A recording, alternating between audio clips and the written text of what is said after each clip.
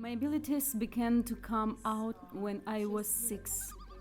And for ordinary people it seems very strange, but for me it is reality. I remember a very strong merger with God when I said, all right, now or never. Because it is my mission. My mission is to save people from various diseases, from misfortunes, and even from death. Not every person in the world possesses super abilities, right? Good afternoon. Рада приветствовать вас в студии нашей программы. Не так легко было с вами встретиться. И знаете, сама вообще желание взять у вас интервью возникло после того, как нам в редакции написала девушка Натали из Далласа, вы ее помните? Она написала, да, что хотела жизнь покончить самоубийством, и ничего не помогало, но после общения с вами она внезапно нашла желание жить. И вот недавно открыла у нас в Техасе детский арт-центр.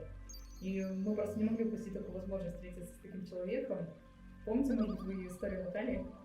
I'm very happy for Natalie because she is one of the thousands of people who found her sense of life. Because my mission is to save people from various diseases, from misfortunes, and even from death.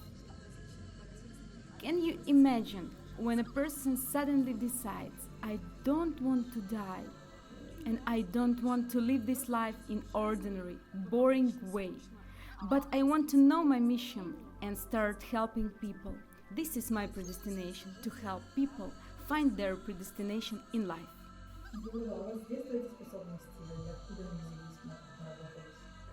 I was born with unusual abilities, and I am extremely grateful to the teachers who taught me and helped to become that Shakuntali, which you now see everywhere on the internet, or you can meet me at my seminars personally. My abilities began to come out when I was 6.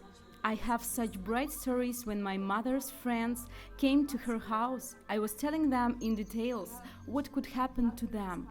And often they were simply frightened and did not want to come to us again. There were even such situations.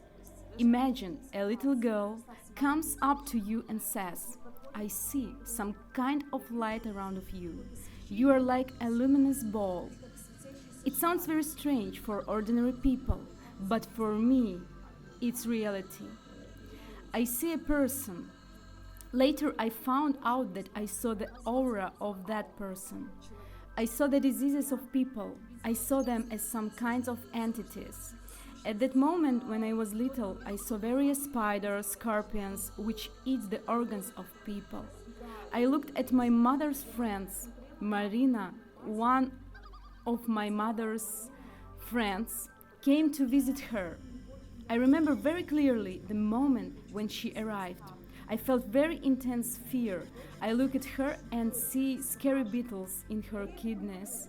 I tell her, you have beetles in your kidneys. You need to be very careful. And my mother did not support me at all. She said that I am crazy and told me to stop frightening her friends.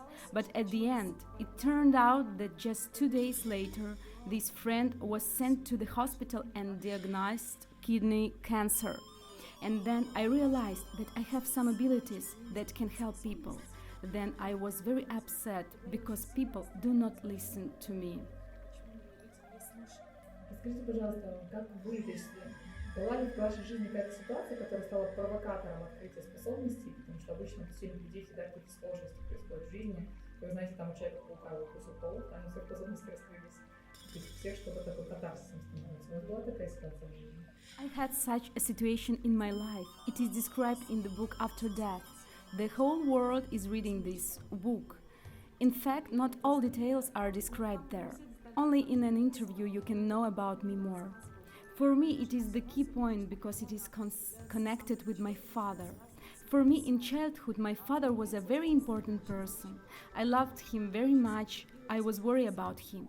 But he did not understand me. He was also against my super abilities. Because for people, it is really very strange, since not every person in this world has super abilities, right? There was a situation one day my father was getting ready to go to a meeting very quickly, and I clearly saw a situation where several cars collided together, and my father was in between. blood, people are crying, and my father blooded lies in the middle of this road. This frightened me very much, and I began to stop him. I realized that these are my abilities. I see the future. I tried to stop him very hard, saying, "You will not go anywhere." I tried to close the exit door with myself. And my father, of course, was saying, "What happened to my daughter? She's crazy. She wants me to die. Nothing will happen." I remember it was a real scandal. And my father angrily took the handcuffs, took me to the basement and chained me with handcuffs so that I wouldn't go anywhere and disturb him. Imagine, I was handcuffed to an iron pipe. I was already 12 years old. I had a whole range of emotions, offense and love for my father, and all of them together. But then I had a desire to change my life completely, to break out of the circle. I had a very strong prayer. And later, I found out that, due to the fact that my father was fighting with me, it lasted 15 minutes. My father told me that when he left the house, he was going to work. The exact same accident happened before him, but there was no person there. Just two cars collided. I realized that even in this situation, I saved my father. But my father did not understand me. He returned home. He returned not alone. He returned with doctors in white coats, and they took me to a psychiatric hospital. And on the one hand, I loved my father very much, but on the other hand, I could not understand, except why he treats his own daughter in this way. And why should I be in a psychiatric hospital? I had injections of antipsychotics. I felt very sick. At that moment, I felt that I should be useful for this world, that I should not be staying in any psychiatric hospital. Healthy girl, I have to do something. And I remember that moment. Many people ask me what real prayer is. For me, prayer is when you completely trust someone, something, some creature, the creature. I remember this is my very strong merger with God when I said, "All right, now or never." And I remember this moment. We were out for a walk, and next to me there were doctors dressed in smocks who were watching the patient very carefully. I mean the so-called patient. And I said, "It's now or never." I just decided I will run away from here now.